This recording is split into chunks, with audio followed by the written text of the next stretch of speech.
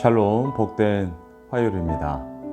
오늘은 마태복음 8장 14절로 22절의 말씀, 이루려 하심 이 제목으로 말씀 나누고자 합니다.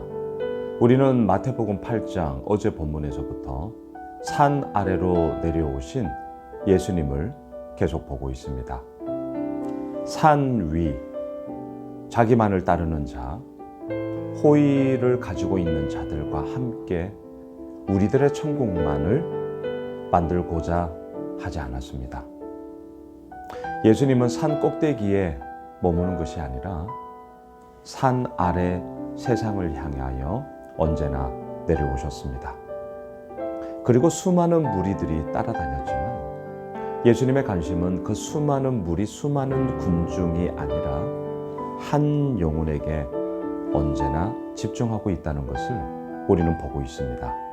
어제 본문에서는 한 나병 환자, 그리고 이방인 백부장, 그들을 만남으로 이만한 믿음 무엇이었습니까? 나의 원함이 아닌 주의 원함을 먼저 구하는 것. 이만한 믿음 무엇이었습니까? 말씀으로만 하옵소서. 모든 만물을 다스리는 주권자, 주인, 하물며 나도 명령하면 부하들이 하거늘 어찌 만물을 다스리는 주권자이신 예수님이 그 모든 것들을 이루지 않겠는가? 이 믿음을 가지고 고백했던 그 모습을 보았습니다. 연이어서 오늘 본문에서는요, 베드로의 장모가 열병으로 앓아 누웠을 때에 그 열병을 고쳐주시는 예수님, 또한 많은 사람들이 귀신 들린 자를 데리고 왔을 때에 예수님께서 귀신을 쫓으시며 그들을 고쳐주시는 이야기. 자, 이런 가운데 17절을 보세요.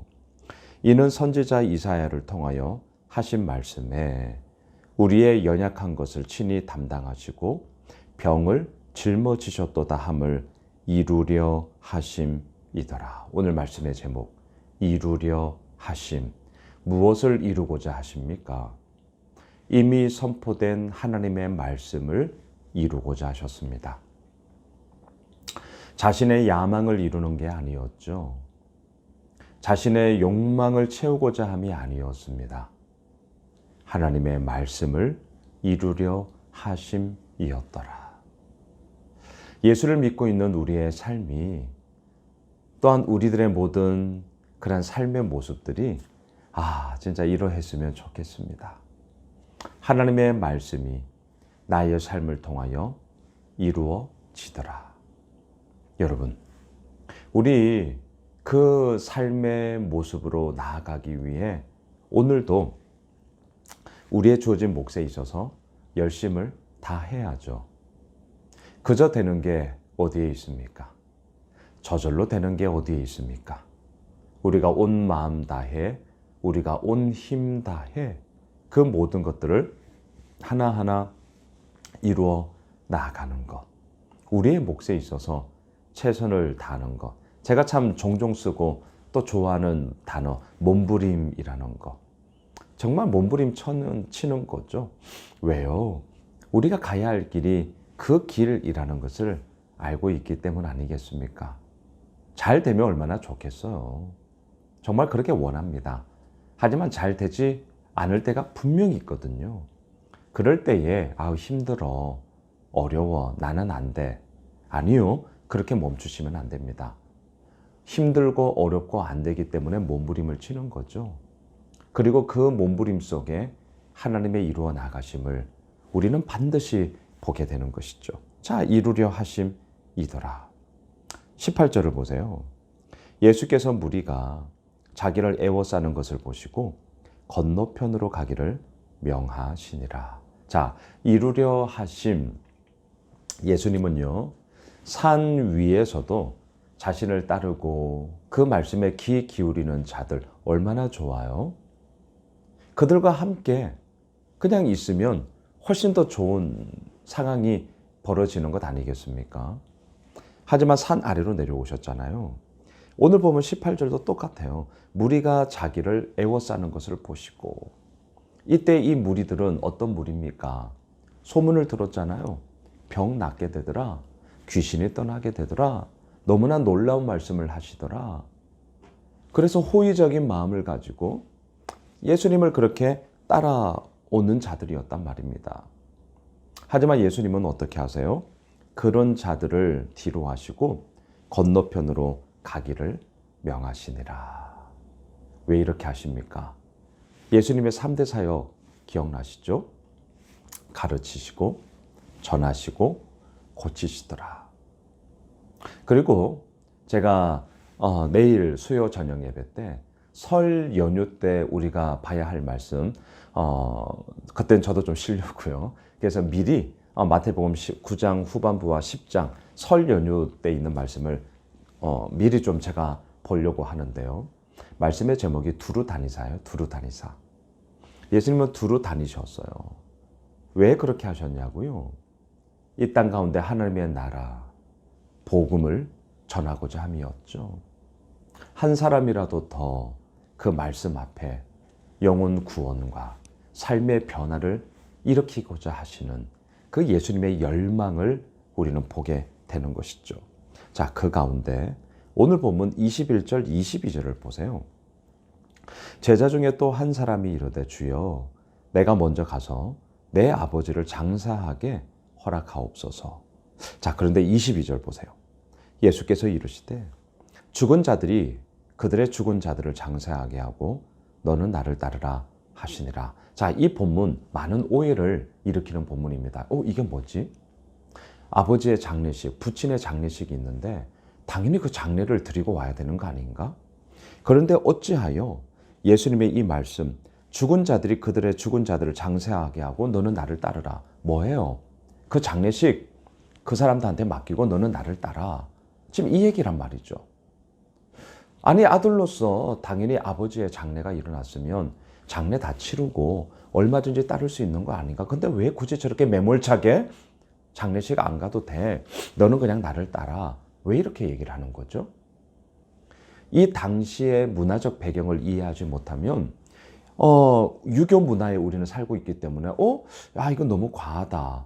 예수님이 이건 너무 좀 매몰찬 거 아니야? 이렇게 반응하고 좀 이해하기 어렵단 말입니다. 그런데 이 당시의 문화적 배경을 보시면 자, 이 얘기의 결론부터 얘기를 하면 예수님을 따르겠다고 하지만 아버지의 장례를 치르고 난 후 이 기간이 대략 1년입니다. 1년. 오늘날 우리는 어때요? 이제 뭐 3일장이죠. 3일장. 그러니까 우리의 개념으로 하면 뭐 장례식 한 3일장 하고 그리고 나서 마무리하고 그렇게 예수님 따라가면 되는 거 아니야? 라고 생각할 수가 있는데 아니요. 1년을 겨룹니다. 1년. 이게 뭔 말이냐? 당시 유대인의 장례 문화를 제가 좀 보았어요. 2번의 매장이 있어요. 2번의 매장. 자, 첫 번째 우리가 알고 있는 것처럼 고인이 사망한 직후에 이제 장례를 통하여서 그렇게 매장을 하는 장례가 있죠. 자, 여기까지는 우리가 다 하는 거예요. 그런데 2번째 매장이 있습니다. 대략 그렇게 장례를 치르고 난 후 한 1년 정도가 지나요. 그러면 이제 어느 정도 시신도 다 썩어서 이제 부패하게 되고 이제 유골만 남게 되죠. 그 유골을 수습을 해서 어떻게 하느냐? 상자에 물론 유골함에 담고요. 그리고 나서 무덤 벽에 그 유골함을 이렇게 안치하는 그런 장례를 다시 한번 하게 됩니다. 지금 우리는 3일장 그리고 마지막에 이제 화장터에서 이미 다 이제 유골을 보관하면서 바로 이제 납골을 하잖아요. 그렇게 다 끝나잖아요.